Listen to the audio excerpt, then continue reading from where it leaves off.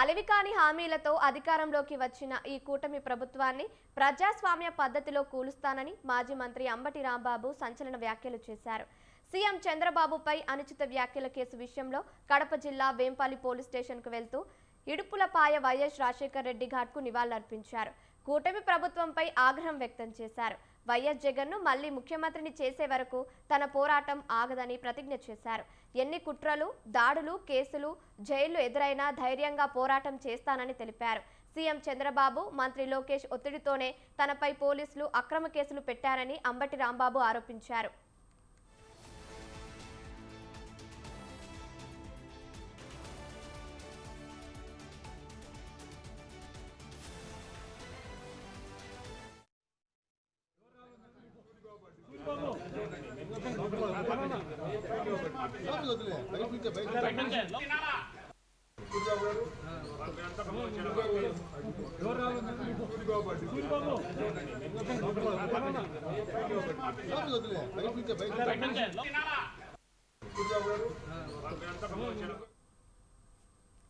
అలివికాని హామీలతో అధికారంలోకి వచ్చిన ఈ కూటమి ప్రభుత్వాన్ని ప్రజాస్వామ్య పద్ధతిలో కూలుస్తానని మాజీ మంత్రి అంబటి రాంబాబు సంచలన వ్యాఖ్యలు చేశారు.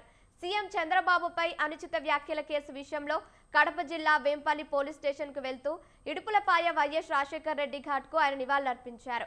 కూటమి ప్రభుత్వంపై ఆగ్రహం వ్యక్తం చేశారు.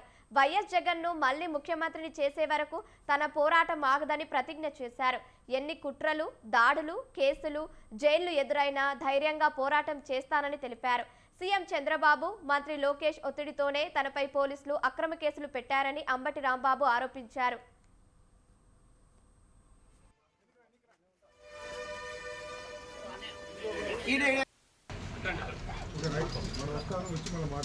Okay sir, thank you. Okay sir, okay sir.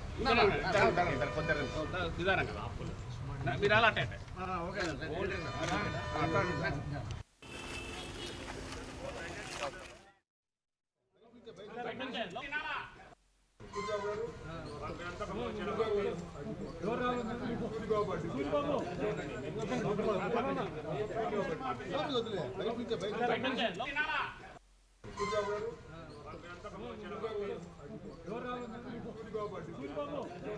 ఎవరు